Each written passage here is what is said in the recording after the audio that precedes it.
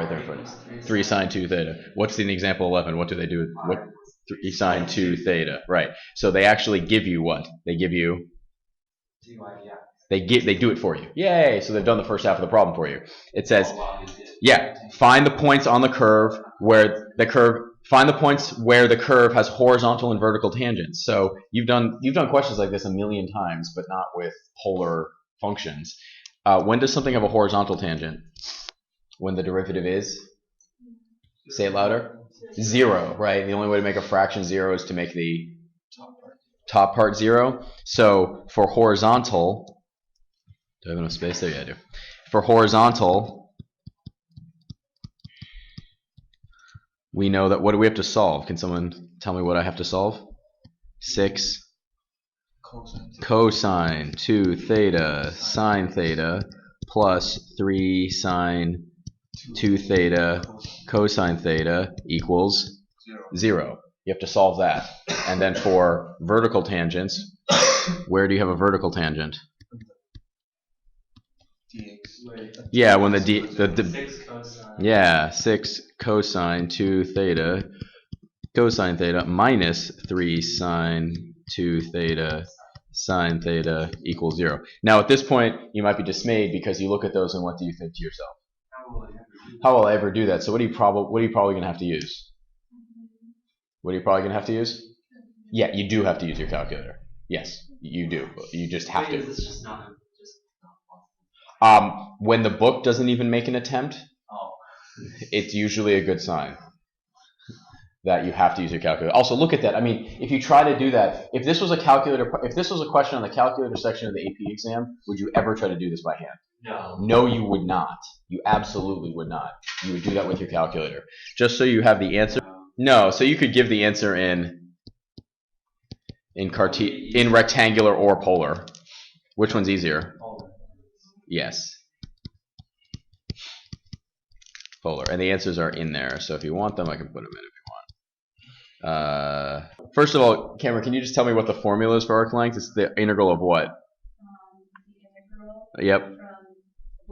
We can just say alpha to beta. Oh, well, in this case, do they give us the pi to what? Pi to 0 to pi. No, for 40 to 2 pi. Yep. Yep. And then it's the square root of what? D x d theta. What? Yep. Plus d theta squared. It's this. D theta, right? Yay! Now here's the thing. You have to actually construct x and y, and then you have to take the derivative in terms of theta of x and y. So you know that x is equal to r cosine theta. So what do you know x is equal to? 1 over theta cosine theta. So what does dx d theta equal? What do you have to use on this? You have to use the product rule. Would it be easier to use the product rule or the portion rule? I would use the product rule. Personally, I go for the product rule. Then again, it's the kind of analysis that it doesn't make that much of a difference. So what Ali is saying, let's try Ali's method. Let's see, maybe. No, because I can't remember. That's fine. So you said x is equal to cosine theta over theta. Yeah. So dx d theta low d high minus what? High d low, which is what? All over. So you end up with dx d theta is equal to negative theta sine theta minus cosine theta all over what? Theta squared. So now do we have the first part of that integral? Just say yes. I'll just tell you what I want you to say. Fine. We're at that point in the morning. Okay, it's okay. So now what do we have to do for y? The exact same thing. Yeah. So y is equal to r sine theta. So we know that y is equal to sine theta over theta. So dy d theta is equal to low d high minus high d low all over low squared. What do we do with this now? What do we do with this? Where do we bring it? Yay! Now here's the thing. Inside the green blob and the purple blob, would you characterize them as simple and straightforward or kind of ugly? Ugly. So when they're that ugly, you get to take solace in the fact that what are you almost certainly going to have to use? Calculator. Let me just check to see if there is any slick way to do this one. Ew. No, there isn't. So it does simplify kind of nicely, but here's the thing. Do you get points for simplification on the AP exam? No, you don't. So if this is a calculator problem, they're going to ask you for the setup. I will tell you, though, if you really wanted to, like if you have some sort of desire to play around in trig land, I mean, I don't, but who knows? Everybody likes other topics in math. This simplifies down, if you really want to know, to pi to 2 pi of theta squared plus 1 over theta to the 4th d theta. That's kind of cute. It's kind of cute, but here's the thing. Can you integrate that? No, you can't. So it doesn't even get you anywhere. So this thing goes to 0.712 if you really want to know what the answer is. But we did it correctly. That is what you need to do. The idea, though, is you should feel better when you get something nasty on these because it means that you're not going to have to do it by hand. So here's a topic that we have talked about before. We're talking about improper integrals. So one is when the limit of integration is infinite. Okay.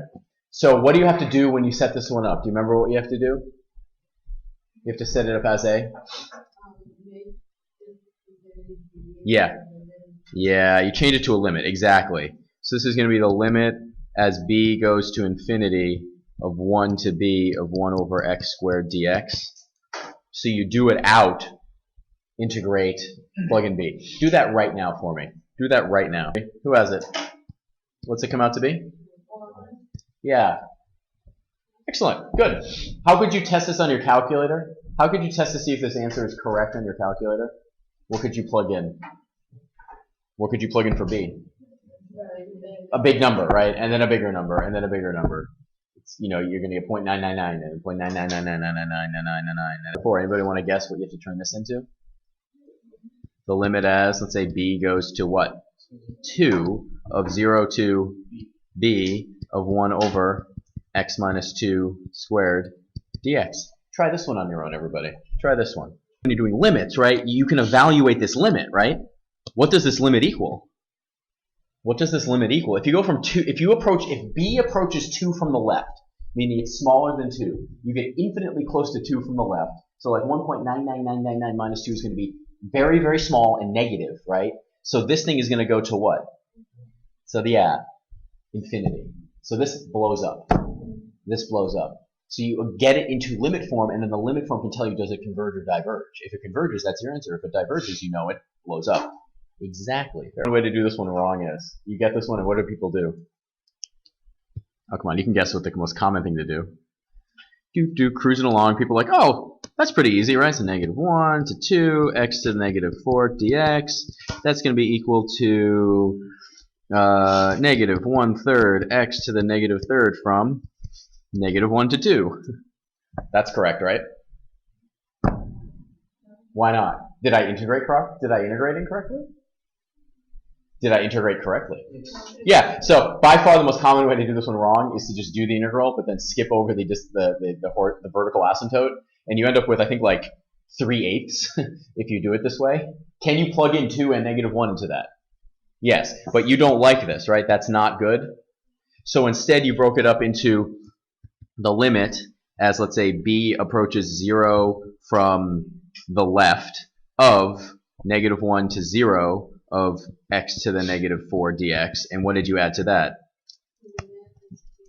Yeah, let's use a different limit as c goes to 0 from the right, from 0 to 2 of x to the -4 dx.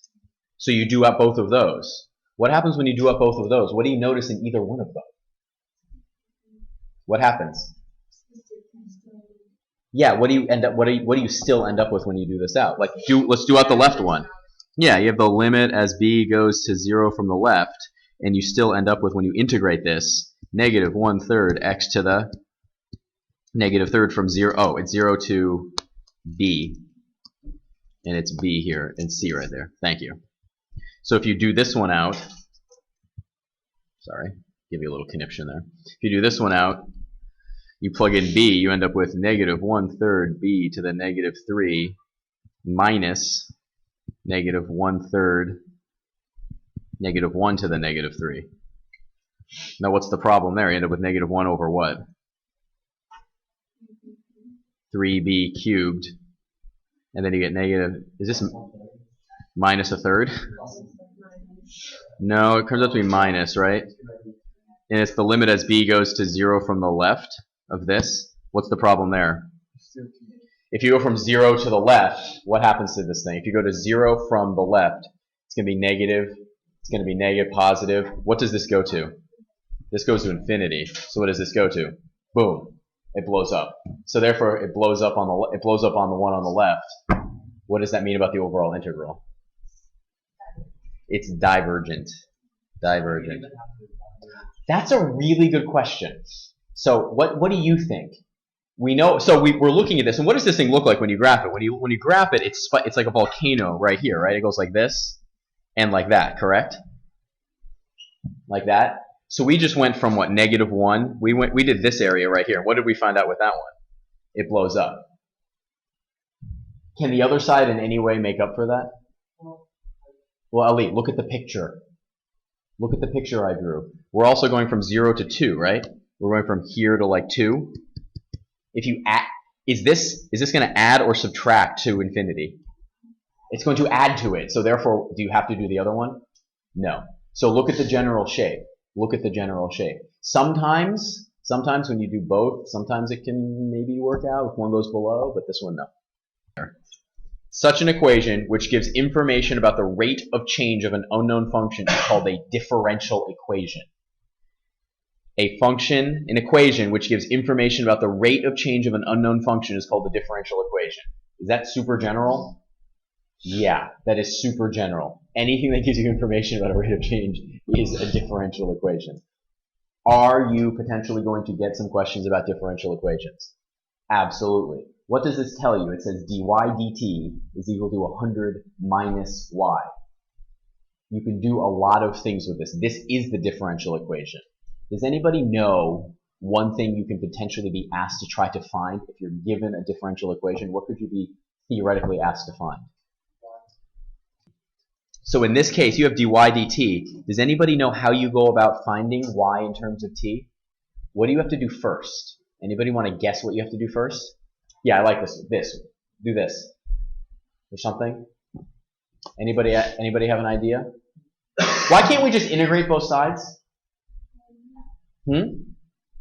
Why can't we just integrate both sides? Well, we're going to have a plus c, absolutely. But where do we want the dy to be attached to? And where do we want the t to be attached to? Not to the y. Not to the y. So for example, if I wanted to, I could rewrite this as, just to give you a preview of what's to come, dy equals 100 minus y dt. But we don't like that, right? So what do we have here? 100 minus y to the negative 1 dy is equal to dt. You did. I'm just trying to remind you that this is something you've done before. So theoretically, at this point, could you then integrate? Would you have a plus c? Yes, because how many potential solutions are there for one integration? A lot of them, infinite number, right? You would need an initial condition. Do you remember initial conditions? You'd need a specific point. Remember looking at slope fields, things like that? It's very exciting. Okay, so it's 9:30.